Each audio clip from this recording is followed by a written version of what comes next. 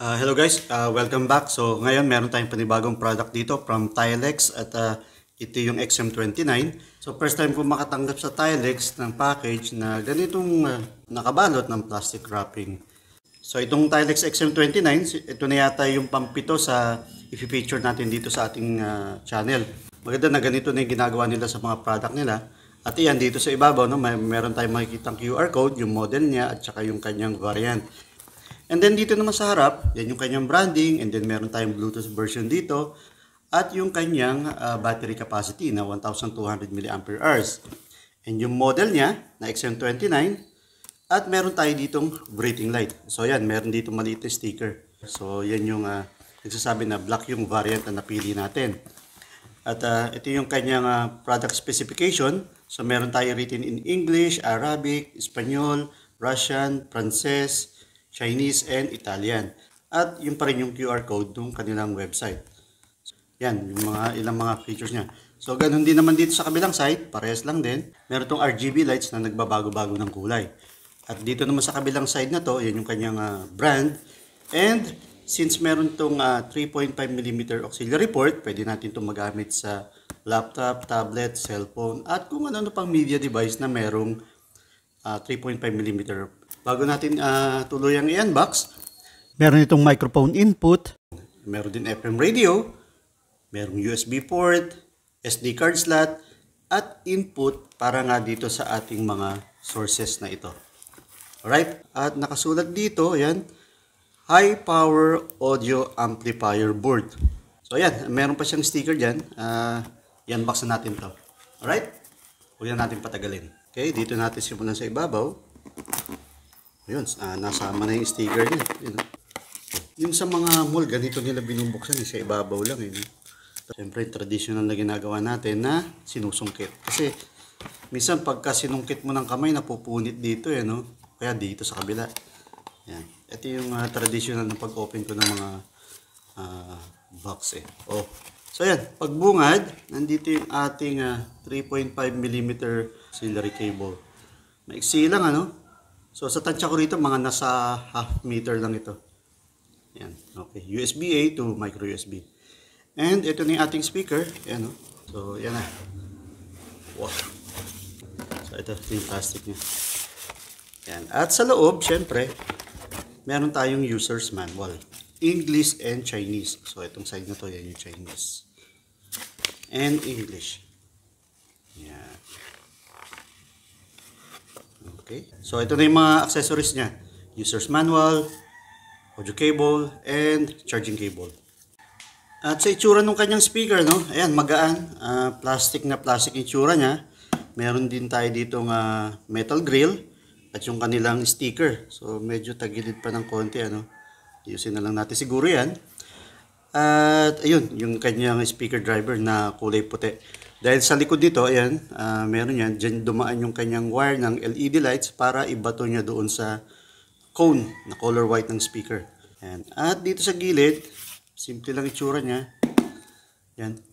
Sa amoy, no, hindi naman siya yung katulad ng mga pipitsuging plastic products. So, ABS plastic to, sigurado. Maganda naman yung material niya. Ayan, matigas. Hindi ko lang sure kung pares na pares to sa ating XM20, pero sa itsura niya mukha naman matibay. Pero magaan lang talaga. Mas may bigat yung ating XM20. And ito dito sa likod, yung ating product sticker. Yan, meron siyang model number, XM29, and yung kanyang mga compliance and made in China. So ito yung kanyang foam pads, malapad. Pads lang siya, no? Hindi siya yung rubber na makapit. At dito sa likod, yan yung kanyang mga ports. Auxiliary, microphone, charging port, on-off. Bago natin switch on, ito yung kanyang SD card slot and USB-A para sa ating mga USB drive. Yan. Then switch on natin. The Bluetooth device is ready to pair. Yun. Parinig ko sa inyo ulit. Switch off. So, yan. Switch on ko, The Bluetooth device is ready to pair. Oh, the Bluetooth device is ready to pair. So ito yung switch niya, and then habang naka-switch on, merong blue LED light na sa loob na nagbi-blink. So probably habang china-charge din natin to, merong red light indicator at syempre dapat pagka full charge na is mag-o-off yan. And maganda rito no, kung tipong pang solo-solo lang, yan, pwede tayo makapag video okay. But unfortunately, wala itong microphone na kasama. So anyway, tetestingin natin yan mamaya. Hindi rin ako marunong kumanta, pero syempre, hobby nating mga Pilipino yan yung pagkanta-kanta lang. Sa ibabaw, yung mga control buttons, meron tayong mode. So, may FM radio daw The ito. radio mode. Yun, radio. So, yun, maganda rito, may radio. And by default talaga, isa lang yung mga channels nito. At gagawin na lang din natin din ng separate video yung pag-setup ng radio nito. O, yan pala yung RGB lights niya. Yan, nagpapalit-palit. Ngayon, nagiging purple na. Then red, o yellow, green, could be blue. Tapos balik ulit sa violet. Yan yung kanyang itsura. So wala tayong option dito para i-switch off yung RGB lights. Okay, first impression based do sa itsura niya, no? Maganda naman siya, decent and tignan. Metal yung kanyang speaker grill at may mga design dito. Dito parang honeycomb at dito may bilog. So may design din siya.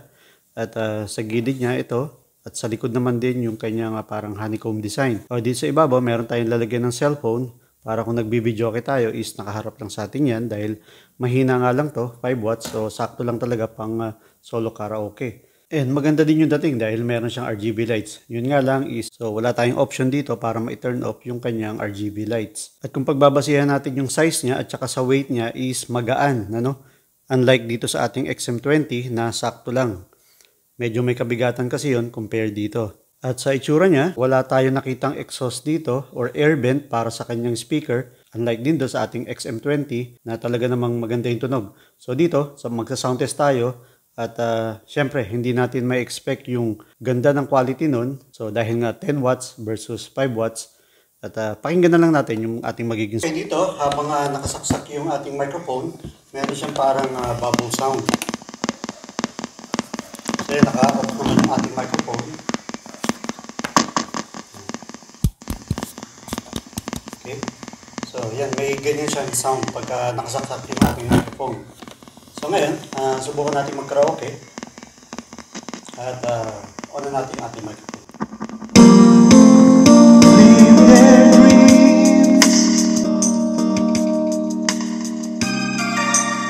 Don't ask why.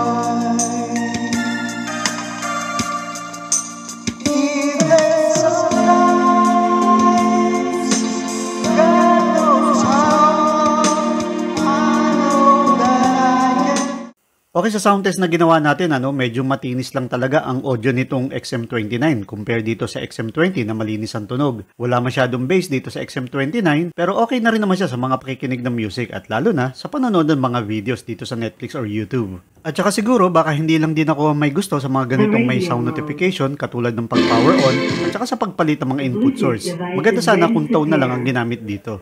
Katulad na lang din ng sound notification nitong XM20. Dahil sa ganitong price point, mahirap maghanap ng speaker na walang voice notification na merong microphone input. Kung meron man kayo dyan na nagagamit ng katulad ng mga ganong klaseng speaker, paki-comment na lang ang brand name pati na rin ang model number para makatulong na rin sa mga manonood natin. At baka magkaroon din tayo ng chance na mai-review yung product na yan.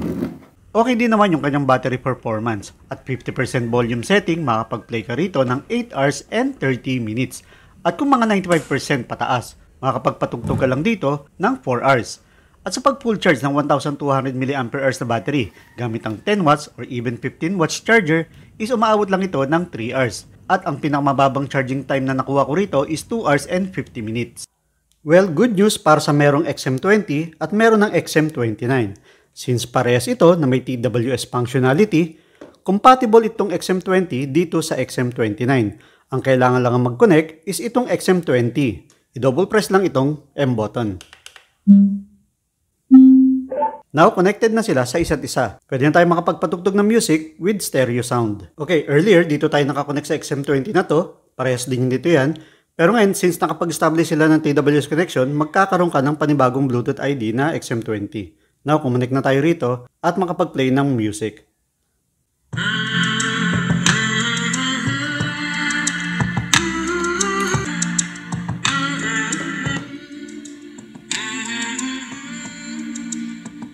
At ito naman yung mga ibang speakers na pwede kong mai-recommenda sa inyo. Pares din itong 5 watts, katulad nitong TG113A, at ito ring Orashare BS01. So pares ito na may magagandang sound quality. At napakaganda rin ng kanilang mga bass. So dito nga lang, medyo mahina yung kanyang battery, madali ring masira. So kung may kakilala kang mga gumagawa nito, so napakasulit din kung mapapalitan mo yung battery dito. Pero ito, wala ka nang kailangang palitan dahil hanggang ngayon okay na okay pa rin to. So may option ka.